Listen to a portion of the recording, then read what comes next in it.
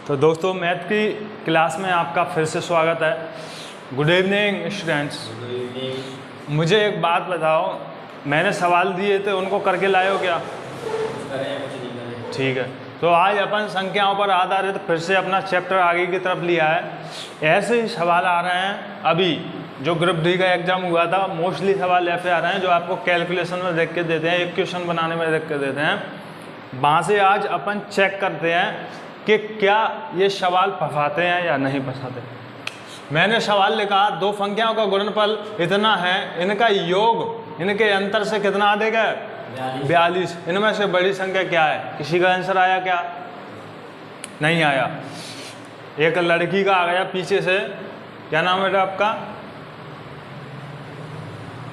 अच्छा, ठीक है, ओके। तो दो संख्या मान ली, ठीक है। अब मुझे एक बात बताओ, इसका अपन सॉल्यूशन करें तो इसके दो तरीके होते हैं। एक होता है ऑप्शन वाला तरीका। ऑप्शन अपने पास है नहीं, अभी माना है ऑप्शन नहीं है, तो अपन कैसे करेंगे इसको? दो संख्याओं को गुणनफल, तो संख्या ए और बी मान सकते हैं। कोई गुना तो नहीं है बेटा, मानना नहीं है। तो दो संख्याओं का गुणनफल मान लिया, लेकिन उसने जिद दिया साफ साफ कि इनका योग जो है ना, तो संख्याओं का जो योग है a प्लस बी, वो इनके अंतर से a माइनस बी के अंतर से कितना अधिक है? 42। इतना तो कर सकते हैं ना बेटा, इतना कर सकते हैं। अब ये क्या है? अंतर है। अब मुझे एक बात बताओ, इस इक्वेशन को इधर ले आओ।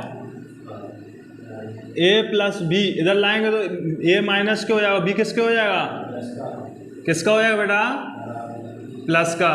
तो a से ये क्या हो गई? चली गई। तो 2b बराबर कितना हो गया? 42। तो b का मान कितना आ गया? 21। b का मान 21 आ गया। आपसे a का मान पूछा है, तो यहाँ पे a इंटू बी का मान 21 बराबर कितना?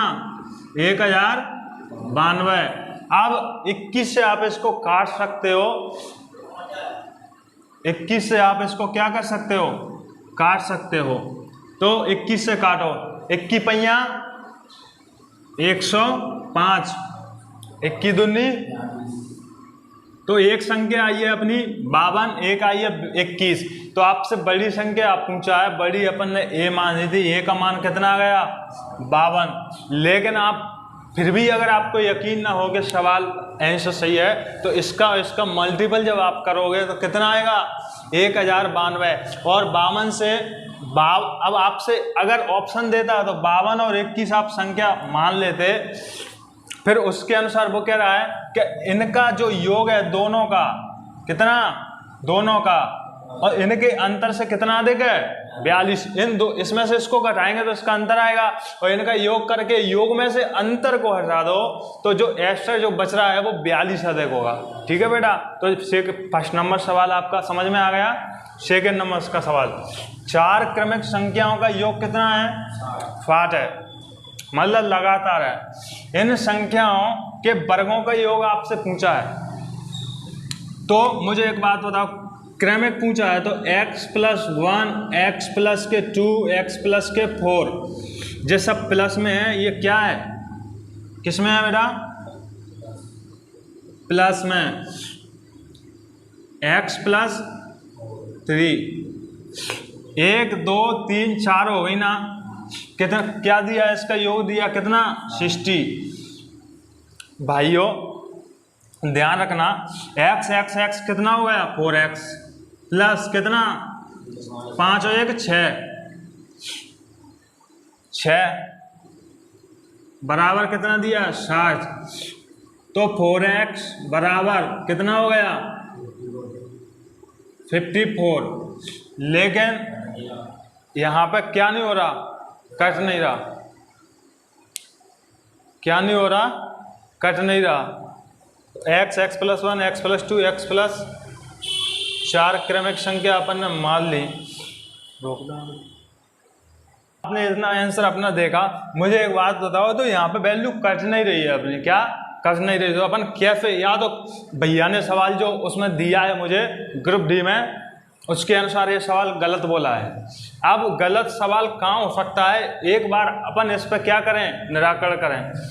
तो मुझे एक बात बताओ, अगर यहाँ अपन संख्याओं का योग 60 दे दिया, तो संख्या तो अपन ने मान ली, अब वो गया क्रमिक, तो या तो सम होंगी या विषम होंगी क्रमिक, तो एक बार अपन सम संख्या मान के देख लेते हैं, क्या सम संख्या मान के देख। अब 4 क्रमिक सम संख्याओं का योग, तो अगर यहाँ तुम क्या मान सकते हो, सम मान सकते हो ना, तो सम में 4 क्रमिक सम संख्या 2, 4 और कितना 6 बेटा 6, ठीक है। तो यहाँ पे 4x तो होगा ही होगा, ठीक है। 6 और 6 कितने हो जाएंगे, 12 बराबर 60, तो 12 गए तो कितने बचे, 10 घटा लो 50, 2 और घटा लो तो 48, ऐसे घटाया करो, कैसे घटाया करो, ऐसे ही। तो 4x बराबर 48, तो 4 से काटो तो x का मान कितना आएगा, 12 चौक x का मान आया। पूछा क्या है आपसे, इनके वर्गों का योग आपसे पूछा है, ठीक है। तो आप वैल्यू रख दो, यहाँ पे वर्गों का योग पूछा है, तो 12 यहाँ पे रखोगे तो 12 का स्क्वायर कितना होता है, 144। ऐसे ही यहाँ पे 12 यहाँ दो जोड़ोगे, 16, 12 2 14, 14 का 196। ऐसे ही आप 12 16 का 256। ऐसे ही 12 और 6 18, 18 का वर्ग कितना होता है, 324।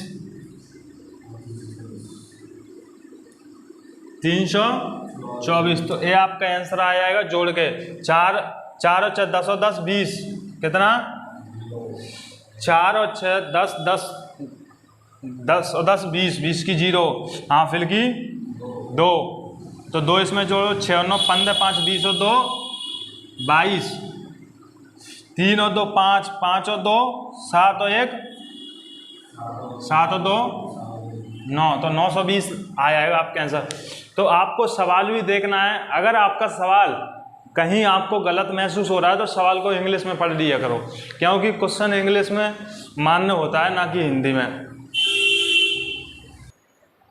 तो दोस्तों क्वेश्चन नंबर 3 आपके फिर सामने है। 2 उत्तरोत्तर संख्याओं का गुणनफल आपके सामने दिया है, इन दोनों में से छोटी संख्या आपसे पूछी है, ठीक है। तो दो उत्तरोत्तर संख्या आपसे पूछी है, तो मान लो ना एक x होगा और एक x प्लस 1 होगा, बराबर कितना दिया है, 9506, यही दिया है। अब मुझे एक बात बताओ, ये तो फंस गया ना अपना सवाल, क्या फंस गया, क्योंकि यहाँ पे एक क्वेश्चन बनेगी, पहली बात। दूसरी बात, यदि आप एक क्वेश्चन से करना चाहो तो कर सकते हो, आपको मैंने बता दिया, लेकिन हमें यहाँ एक क्वेश्चन से जाएंगे नहीं, क्योंकि यहाँ से एक्स स्क्वायर प्लस एक्स बराबर इतना है, तो एक्स का स्क्वायर प्लस के एक्स माइनस इधर आ जाएगा, ये बराबर 0 बचेगा, तो समीकरण बन जाएगा। और समीकरण आपको यहाँ पे इसके खंड करने पड़ेंगे, लेकिन हम ऐसा करेंगे नहीं करेंगे। इससे हम ऑप्शन दिए हैं अपने पास, तो ऑप्शन से करेंगे। देखो सवाल करना महत्वपूर्ण नहीं होता, सवाल किस तरीके से और कितनी जल्दी करना है वो बहुत महत्वपूर्ण होता है, क्योंकि आप सवाल को कर रहे हो 1 घंटे में और सवाल हो रहा है 1 सेकंड में, तो 1 सेकंड में करो ना। 1 घंटा पूरा आपका पेपर में समय मिलता है, और उस समय को आप एक ही सवाल में या तो लगा दोगे तो कुछ होगा क्या, तो सवाल को या तो छोड़ दो या फिर सवाल को तरीके से करो कि जितनी जल्दी हो सके। ये 10th वाले बच्चे नहीं है जो एक्सप्लेनेशन समझाएं अपन। तो मुझे एक बात बताओ, ये ऑप्शन है अपने, उसने छोटी संख्या हमसे पूछी है, तो छोटी ऑप्शन में दी होगी कि नहीं दी होगी, दी होगी ना। अब माना कि 96 अपन मान लेते हैं एक संख्या छोटी, तो इससे क्या होगी 97, ठीक है।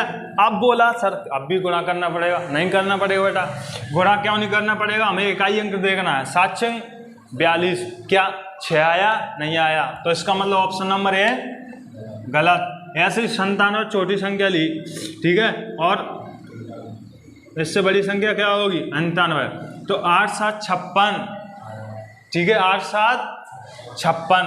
तो मुझे एक बात बताओ, लगभग अपन इसका गुणा करें, नंबर 81, तो लगभग इसके पहुंच रहे हैं अपन, पहुंच रहे हैं, तो लगभग पहुंच रहे हैं। तो 9 7 8 7 56, तो इकाई अंक अपना कितना आ गया 6, तो इसका मतलब ऑप्शन क्या होगा 97। तो एफ ए आपको सवाल करना है। आपसे बड़ी संख्या पूछेगा तब भी कितना हो जाएगा, ठीक है, बड़ी संख्या 99। और मुझे एक बात बताओ, मैंने आपको एक नियम बताया था, अब कैलकुलेशन फंस गई ना, इस नियम को फंस गई अपन कैलकुलेशन, तो इससे कैसे निकला जाए, क्योंकि इतना बड़ा गुणा करना आप अपने आप में बहुत बड़ा संघर्ष होगा। तो यहाँ से इनके अंकों का योग देखो, 6 5 11, तो अंकों का योग कितना है 2, मतलब समझिए कितना है 2। और यहाँ पे देखो 9 को छोड़ दो, 8 इधर लो, 9 को छोड़ दो, 7 8 56 है, 5 और 6 11 है, 11 का मतलब 2। तो अब आपको कंफर्म हो गया कि यही आंसर है, तो ये कंफर्म के लिए आंसर है। वैसे सवाल को इसको मैं डायरेक्ट भी करवा देता, लेकिन डायरेक्ट इसलिए नहीं करवा रहा मैं, क्योंकि मैं आपको नियम बता चुका हूँ, उसी नियम के अनुरूप मैं यहाँ पे चल रहा हूँ। ठीक है, सवाल नंबर 4 आपके सामने दोस्तों, question number 4 same to same है।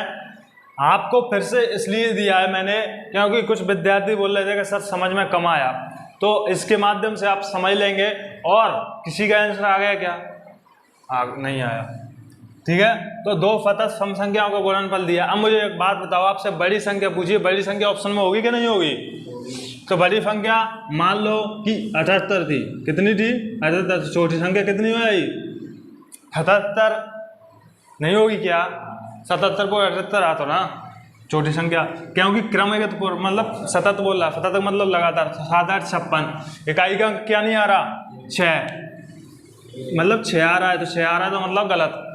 ऐसे ही आप इसको 82 माना, तो 82 की जगह आप 81 मानोगे, तो 81 इकाई का अंक 2 आ रहा है, तो 2 ऑप्शन गलत। तो ऑप्शन ए और अपने 2 एलिमिनेट हो गए। कुछ करने का समय लगा क्या? यदि आप इक्वेशन से करते तो भर देते पूरे बोर्ड को, ठीक है। और आप 86, तो 86 इंटू 85, तो 8 6 5 30, 86, एक कम की 85, ठीक है। तो इसका मतलब मुझे ऐसा लग रहा है कि इनमें से ऑप्शन है ही नहीं। जो भी ऑप्शन दिए हैं तो इनमें से ऑप्शन कहाँ है? कोई नहीं है। 90 तो भैया 0 आएगी, तो वैसे ही अंत में 0 आएगी, तो इसका मतलब इनमें से ऑप्शन कोई नहीं। अब खेल बिगड़ गया अपना, ठीक है। तो आपको दोबारा से ऑप्शन, किसी के ऑप्शन है क्या? इनमें से कोई नहीं ऑप्शन है, देख। तो दोस्तों ये सवाल था अपना, क्या वो सिली मिस्टेक हो गई है, उसमें ऑप्शन देना भूल गया था, क्योंकि ऑप्शन था ही नहीं, इनमें से कोई नहीं था ऑप्शन, ठीक है। तो आप कैसे बना पाओगे? तो ऑप्शन नंबर ई भी इसमें था, वो मैंने लिख नहीं पाया, इसकी वजह से अगर चारों ऑप्शन अपन ने क्या कर लिए थे, चेक कर लिए, कोई नहीं आ रहा। लेकिन आपसे बोला है कि बड़ी संख्या इसमें है 78 बड़ी है, तो सम संख्या 2 सतत सम संख्याओं को बोला है। क्या लगा है ये देखो, पहले अपन विषम कर रहे थे, लेकिन 2 78 और 2 कितने होते हैं 80, तो इधर तो 0 आ रहा है, तो इसका मतलब नहीं होगा। चलो ये तो अपन ने पहले ही चेक कर लिए थे, अब ऑप्शन नंबर ई को चेक करते हैं। अगर ऑप्शन नंबर ई को अगर अपन चेक करते हैं तो 84 बड़ी संख्या, तो छोटी कितनी होगी 82, 4 दूनी 8 आ रहा है, तो इसका मतलब ऑप्शन नंबर ई, क्योंकि वो सम बोल रहा है वहाँ पे, और जो सम संख्या समी तो दिया है उसमें पूरी संख्या, तो सम तो है ही नहीं, तो सम बोल रहा है सतत लगातार सम संख्या, तो सम संख्या कितने के अंतर पे चलती हैं 2 के पे, तो दोनों के अंतर पे। सवाल नंबर 5, तो क्वेश्चन नंबर 5 आपके सामने है। 2 संख्याओं में 3:5 का अनुपात है तथा उनका एलसीएम दिया है 300, छोटी संख्या आपसे पूछी है। तो मुझे एक बात बताओ, एलसीएम होता क्या है? अगर हम मान लें इसके साथ, क्योंकि अनुपात में रेशो, अनुपात में हम x मान सकते हैं, मान लो x, ठीक है। जो कॉमन है वो कितनी बार आता है? 1 बार। जो कॉमन है वो 1 बार, और जो कॉमन नहीं है वो सभी आ गया, जो एलसीएम आ गया उसका। लेकिन एलसीएम तो आपको दिया कितना 300, तो 5 या 15, 15 दूनी 30, तो x का मान कितना आ गया 20। आपसे छोटी संख्या पूछी है, मतलब 3, तो छोटी संख्या b मान लो, छोटी संख्या b, तो b मतलब 20 या 60, तो ये आपका आंसर हो गया। बड़ी पूछ ली है तो 5 से गुणा कर दोगे। क्वेश्चन नंबर 5 आपका हो चुका है खत्म।